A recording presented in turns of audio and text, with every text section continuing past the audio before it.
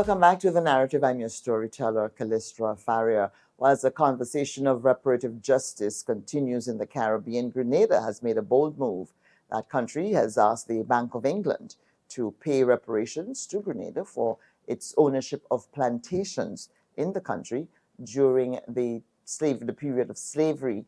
I'm being joined now by Jacqui McKenzie. She is an attorney at law in the United Kingdom. She also holds the brief for CARICOM's legal work on the issue of reparative justice. She joins me now to weigh in on Grenada's move, calling the Bank of England to account for its part in slavery and its benefits, tremendous benefits from slavery. Welcome to the program, Jacqui. Hi, good evening. Thank you for having us. All right, it's good to have you on again, Jacqui. Grenada writing to the Bank of England saying you've got to pay. You owned plantations, you owned slaves, you benefited economically, you need to pay. In the whole conversation and the whole movement for reparative justice, how does that fit in? Good move, bad move at this point in time? I mean, it's a move. And I suppose in one sense it's a good move because someone's doing something and they're doing something positive.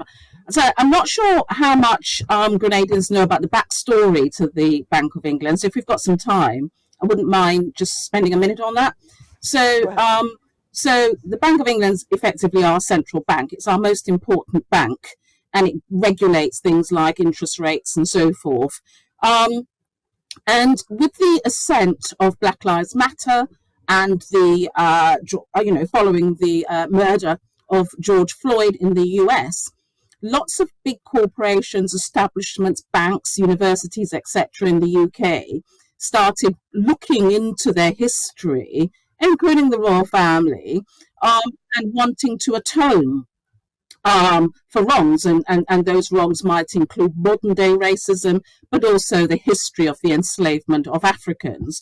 And so the Bank of England, got in touch with two researchers, one from the University of Sheffield, that's Dr. Michael Bennett, and also their own archivist, Michael Anson. And they were looking at the collection of slavery as it related to the bank and the compensation that was paid out.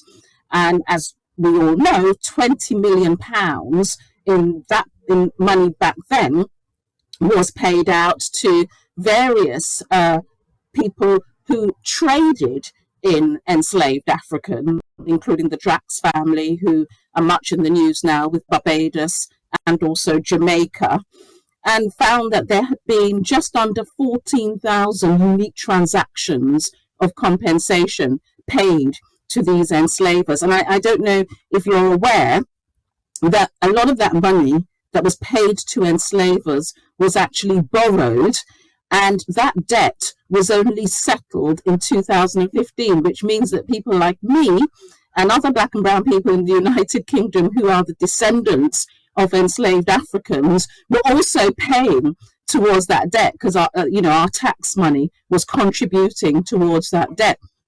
So that's quite a pernicious position to be in. But nevertheless, they've done all this work, and then they discovered that the Bank of England had a bit more of an involvement. So there was a credit crisis around 1772, 1773 in the UK, when they stopped cash in payments agreements and stopped annuities. But they allowed one firm,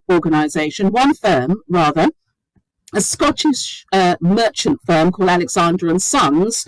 They were allowed to secure a loan by way of a mortgage, and that mortgage, believe it or not, well, part of the property was in Scotland, and I think it was the Cluny estates, that's correct.